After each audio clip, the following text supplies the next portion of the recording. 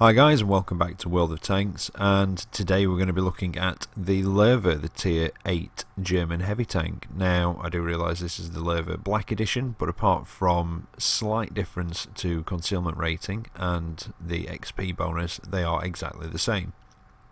So looking at one, we can look at the other one and vice versa. Now let's get the bonuses out of the way to start with. Now the Lowe Black Edition has 65% silver bonus, which is the same as the normal Lowe, but the Black Edition gets a 75% XP bonus, whereas the normal Lowe gets a 15% XP bonus. And like I say, apart from that, and a very slight difference to concealment ratings, I believe they're identical, apart from this one's black. But anyway, let's have a look at it. Well, its price in the tech tree is, well, the Black Edition is 15,000. I don't think it was sold for that much, if I remember rightly. They were discounted, but the normal Lowe is 12,500 in the tech tree. And I feel that the Lowe gets a bit of a bad rep and a bit of a bad rap as well. I know on the PC, obviously, Lowe drivers are, infamous, and I don't know. I think it's got some very good features, and they should go together to make quite a good tank. And for some reason, it just doesn't quite work. I don't know what it is. I think possibly it could do with a slight increase to its power to weight ratio, and I think that might sort it out a little bit, because it feels, even though it's quite heavily armoured, it does feel more like a support tank in a way. And I've not driven this a lot, as you can see. I've only got 82,000 XP on it, but it does feel like a support tank. You've got quite a good slope to your upper glacis, but your lower glacis, well, you can see it's not very well sloped at all, and you've got like quite a flat bit across the front. But if you can get into a side scraping position or hide your lower glacis, when you're top tier, especially if you can hide your lower glacis and angle just a little bit, you can bounce quite a lot of shots off the front. You've got 120mm of armour, and you've got 100mm of armour on the side, so it is a very good side scraping tank as well. And your turret front, even though it's not one of the thickest, I think it's, well, let's just have a look, it's 120 on the front, it's only 80 on the sides and the rear of your turret, and the rear of your hull is 80 as well.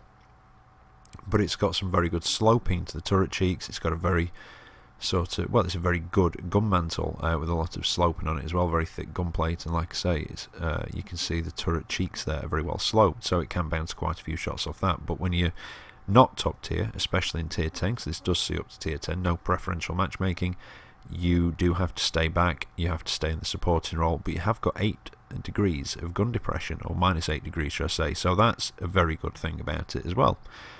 Let's start off by having a look at the gun. Now it's excuse me, it's a very similar gun to the top gun on the Tiger II, only that's the L68, this is the L70. 10.5cm or 105mm, whichever you prefer. 5 rounds a minute, which is 0.26 less than the Tiger II, but you get 9 penetration more in your standard rounds at 234, 320 average damage. Now your premium ammunition, you get a very good 294, which is your, well, 200, when I can talk, 294 pen, again 320 damage, and your HE is 60 and 420. Now 234 pen, that's quite good. It's a decent gun. It's got good accuracy at 0.33. The aiming time is a bit more than the Tiger II's gun though, at 2.86. I think that's 2.3, so that does let it down ever so slightly. Its hull traverse is 24 degrees, and its turret traverse is 23. Now 24 degrees is not too bad, I've seen worse, but it does feel a lot slower than it actually is, because I just feel that the engine's slightly underpowered, but we'll get to that shortly. But it does have a very good view range of 400 meters, so again it's got that going for it, which makes it fit into that supporting role even more, because if you extend that view range with like situational awareness or even coated optics as well, you could outspot your enemy, and you've got good pen, good accuracy, so it's got a decent gun to it. And you've got a 710 meter signal range, which isn't too bad as well. Now, costs, well, it's 1,030 for your standard armour piercing, 4,000 for your APCR, which are your premium ammunition, and 650 for your high explosive. Equipment wise, well, I've gone for a vertical stabiliser, a gun rammer and vents. There is obviously the argument that you could drop maybe vents and put coated optics on it, or even drop the vents and coated optics and put maybe a gun lane drive on there as well as a vertical stabiliser. But I think I'd probably just go for the vertical stabiliser, possibly keep the gun rammer as well, and either go for vents or coated optics depending on how you want to actually play it. Skills wise, well, I've not been on the Xbox. Yes, I'm on the Xbox, look, overly much.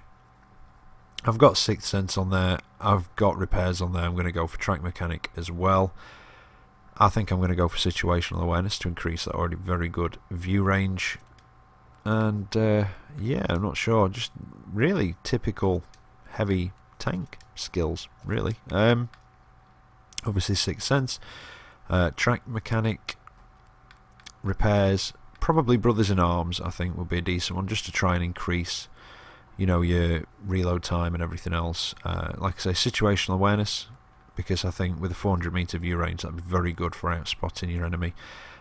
Clutch braking would be a good one as well to try and improve your hull traverse, and maybe off-road driving. But yeah, I think they'd be probably quite good for this. Now let's have a look at the modules. Right, well, it's an 800 horsepower engine and it's quite heavy. I think the Tiger 2 is at 80 on the sides possibly, I can't quite remember, so it is a bit heavier than that one. It's quite a big vehicle.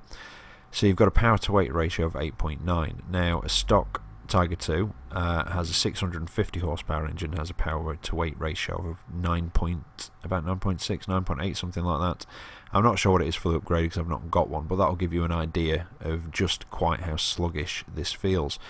It's got a forward speed of 35 kilometers an hour, and it will get up there, but it takes a while, and it will struggle with hills as well. And a top reverse speed of 15 with quite a poor 20% chance of fire, so preventative maintenance might be quite a good one. Even though it doesn't show any engine components in the front, I get my engine damaged through the front quite a lot, especially throughout the lower plate.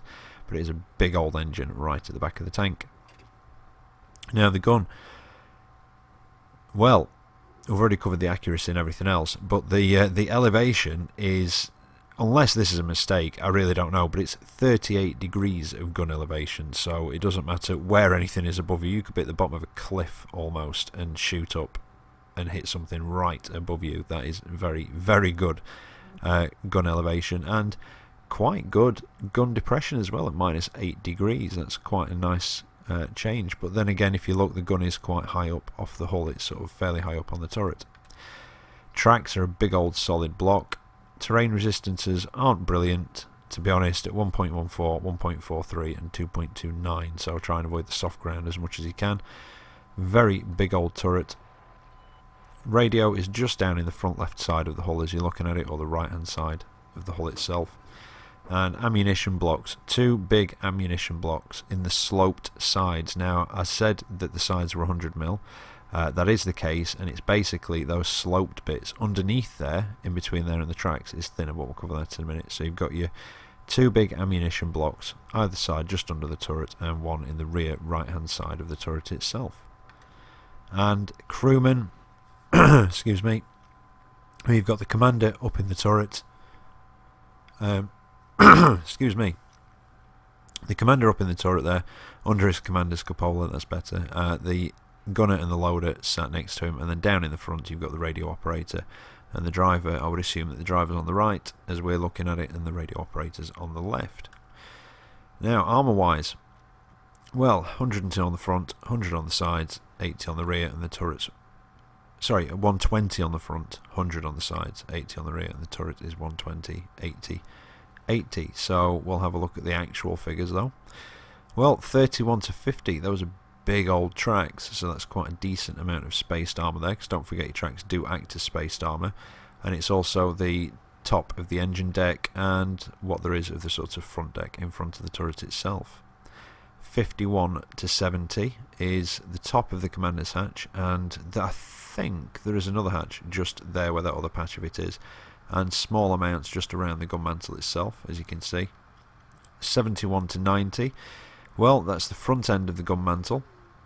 just where the barrel goes into it. You've got the sides and the rear of the turret, and it is rounded, so it's basically sort of all round as one. It's difficult to tell kind of where the sides end and the rear begins. And the rear of the tank itself, it does have a bit of a slope to it, and I have had I have had a bounce off the back of this tank from lower tiered vehicles at a bit of range. You know, I wouldn't recommend it, but it has got a bit of a slope and it is fairly thick, so if you're at a bit of range you can occasionally get a bounce off it. But as you can see, the lower part of the hull as well, it falls into that bracket, so it is a bit thinner.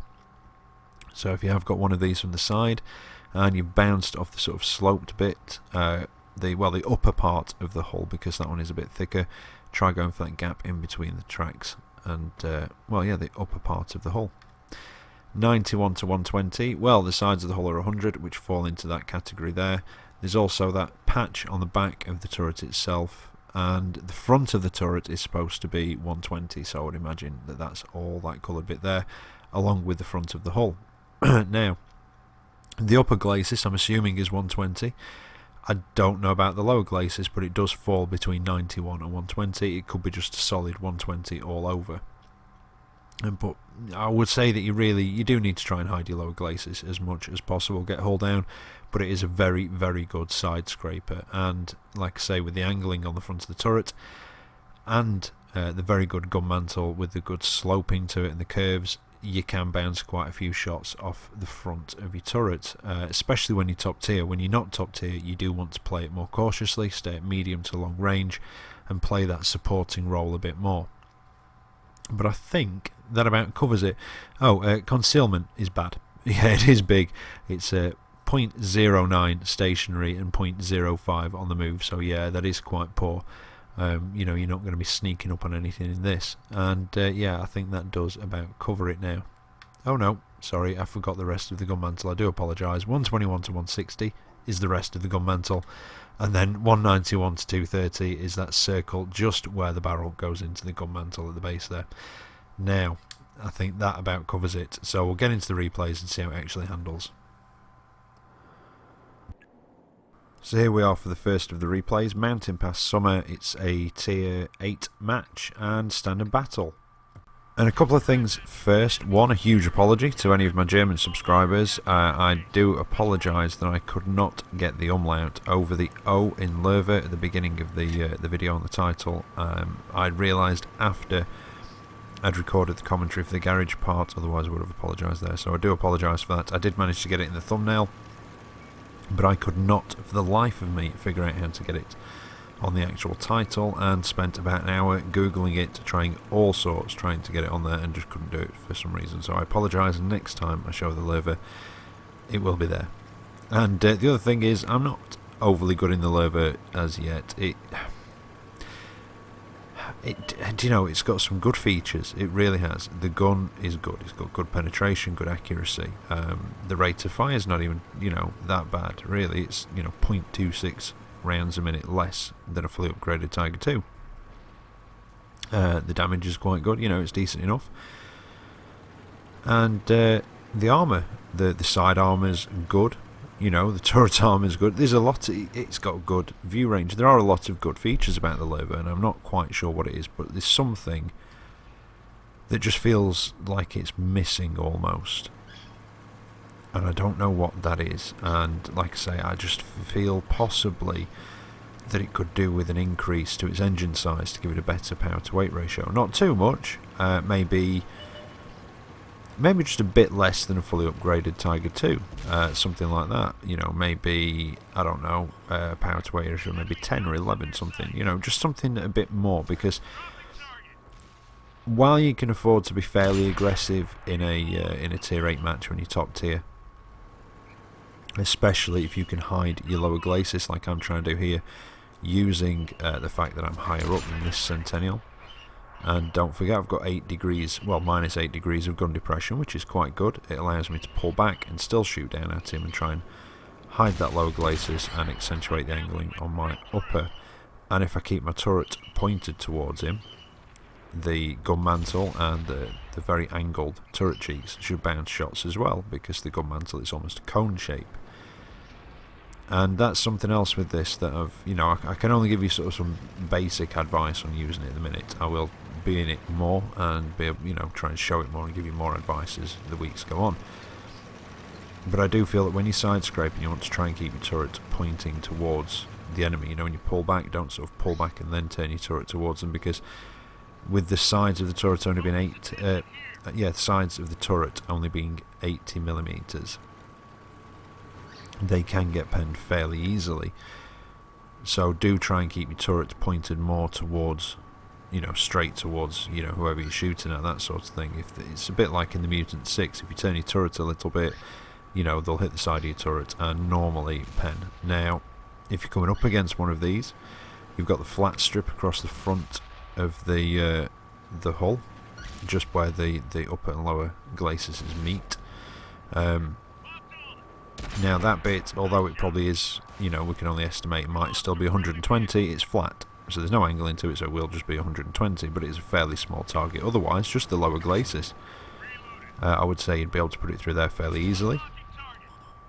If not, and you're struggling or whatever, then there's the commander's hatch on top. It's not very big, but you could still go for that as well. Now, if one of these is side scraping, if you can get it in between the tracks, there's the overhang, almost like I don't know if you want to call it the shoulder, but the piece over the track is, the angled side is 100mm. The bit underneath that, between the bottom of that and the tracks, is a lot thinner, somewhere around, I think about 70 to 90mm. So if one's side scraping and you can get a shot in there, which is a bit tricky, put it in there.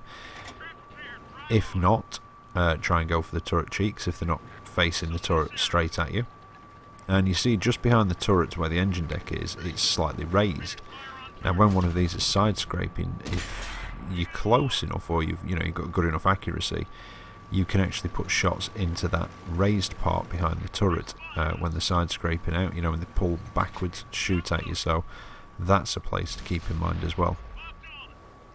And don't forget, if you're a lower tier and you get alongside one of these things, try and put it just in between the tracks and that upper sloped part, almost where the mud guards are. Now, just making a bit of a hash of going at that tiger there. The accuracy is not bad, but sometimes it just doesn't quite behave, this gun. But you can see with some angling you can bounce, when you're top tier with a decent bit of angling at medium range, you can bounce quite a few shots, but you've got to be very careful of your lower glacis and try and hide it. The angling, it's a sort of last resort if you're caught out in the open. But I do feel that this tank does very well in cities, because, like I say, because it's a good side scraper, it's got good side armour. But the reason I feel that it possibly needs an engine increase, an increase to its power to weight ratio, is because, especially in tier 10 matches, the gun is really good, and it can deal with tier 10s. You might have to fire a bit of premium ammunition if you can't get around the side or aim for a weak spot, but it can deal with them. But you are pretty much go for the ram always. You are pretty much in a supporting role when you're in a tier 10 match. But the problem is that it doesn't quite have the mobility to move around the battlefield to fulfill that supporting role, in my opinion. That's just what I think about it, my impressions. I've had a few games yesterday and today, and I forgot to say, this video should have gone up yesterday, but my youngest had just caught a 24-hour bug from school. Nothing serious, he's fine, he's alright now, so just a bit of a 24-hour thing from school. Well, there you go, it was a nice little win for the Lowe. Now I have got double XP and double silver for my first so many wins. That's how little I've been on the Xbox, really. So they are doubled, but 2,775 damage and 2,000 blocked, and it put me at the top of the table, so that's quite nice. But I kind of, like I say, I like the Lowe. It's got some very good features about it, but I just feel there's something missing to make it a great tank. It's quite a good tank in a lot of ways, but it just is a bit sluggish, and in tier 9 matches you really do have to stay at medium range against a lot of the stuff, because even angling, you know, they'll put it straight through your upper glacis. You can side scrape against them, but you have to be very careful with your turret front at that point, because a lot of them do have a, you know, really good pen, and there's a good chance they'll be able to put it through your turret. So even in tier 9 I just feel that it fulfills a support role more. But like I say, top tier you can be quite aggressive in it.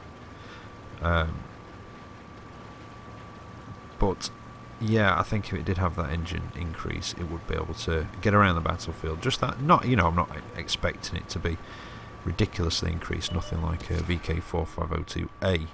You know, like I say, maybe not even as much as a fully upgraded Tiger 2, but just a bit more than it's got now, so it can, you know, not get from one side of the battlefield to the other, you know, as quick as like an FCM50T or something like that, but just so it can at least have a chance at relocating in the higher tier matches. Now, I think I'm gonna pop down this banana road below the hill, and I was hoping to go where that T43 is and use that rubble to hide my lower glacis.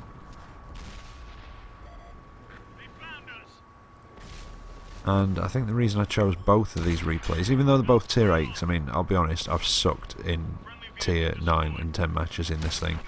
In fact, no, I had one good tier 9 match, and I deleted the damn footage by accident. So yeah, that was quite frustrating. But yeah, other than that, I've pretty much sucked in tier 9 and 10. Although, like I say, I'm starting to get the hang of it in tier 9 matches. Tier 10, I still suck, you know, pretty much massively. But in tier 9s, I am getting a bit more of the hang of it. And as you can see here, against the lower tier stuff, when I'm top tier, you know, I'm bouncing shots. I've got my lower glacis hidden by this rubble. I'm angled slightly. And, you know, I'm pretty happy just to bounce shots from these lower tier guys. 112, he's got 175 pen. That's with his standard ammo. Black Prince, what's he, about 171? If he's fully upgraded, can I get the... No, I'm going for the commander's hatch on the 112. Did I call it a 110 earlier? Well, it's a 112 anyway. That's the Chinese tier 8 premium heavy. Very good upper glacis, very bad lower. But unfortunately I can't get to his lower. Now, with this one being... oh, it's yeah, Himmelsdorf Winter tier 8 standard match. Get that one out of the way. But yeah, with it being the winter one, it's got these snowbanks on it, so that's why I'm having to... just trying to pull in slightly, but it's raising me up a bit and I can't quite get my gun down. Now, not sure what happened then. That was either a penetrating hit, possibly from the Black Prince, or that was maybe HE damage, but I think that was possibly the Black Prince penning. I do love these winter maps, I really do. They look absolutely fantastic. I really don't like Winter Himmelsdorf that much because of the snow in the road. It's quite awful for slowing you down, and when you're trying to manoeuvre in, it just ends up knocking the front of your tank up in the air or something at the last second. So, although it looks fantastic, I just wish there was a bit less snow in the roads. Now, the one to it, yeah, the one... Oh, I can't even speak. This is why I don't do videos on a Saturday. Yes, the 112 is making a run down for me. I'm just going to try and keep calm, try and track him. No. And I was just trying to go for his lower plate and pull him back, and, you know, it does 15 in reverse, which is quite good for a big, slow tank. And I managed to get back in front of him and straight through that soft lower glacis. And I'm going to angle again, try and hide mine, and he's looking a bit worried. I think he was expecting a bit of backup to come up with him. Now the guy is moving, he's in a Black Prince, you know, he can't move as fast as a 112. So maybe he was already coming, but otherwise he was a little bit late. Yes. Now, can I get through the front of his hull? It's a bit of an iffy shot. No, I'm not going to take that.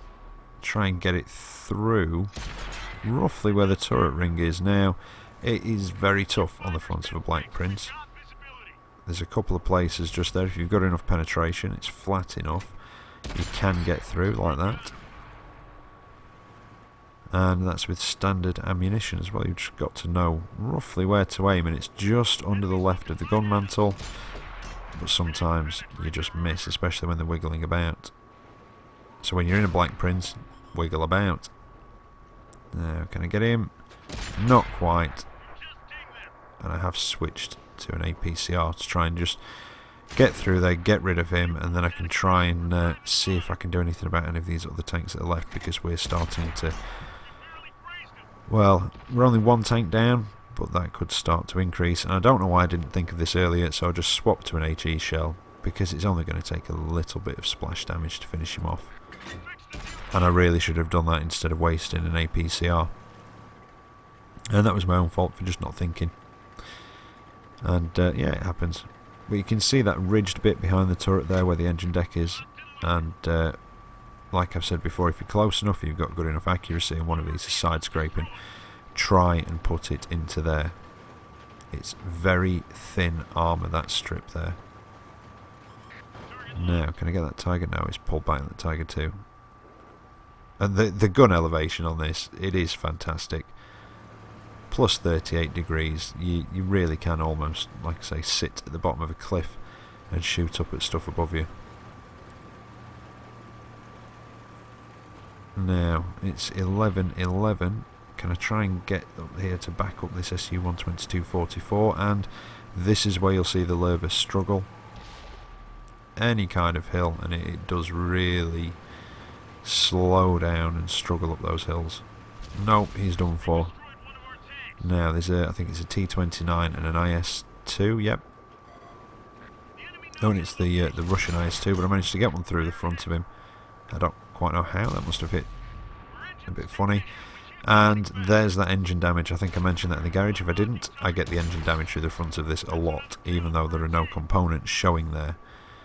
And I've used my repair kit, so now I've got a damaged engine, and yeah, there wasn't much I could do there. Got a bit of damage off, but the T-29, he killed me, so I think I'll skip to the end and see how I did.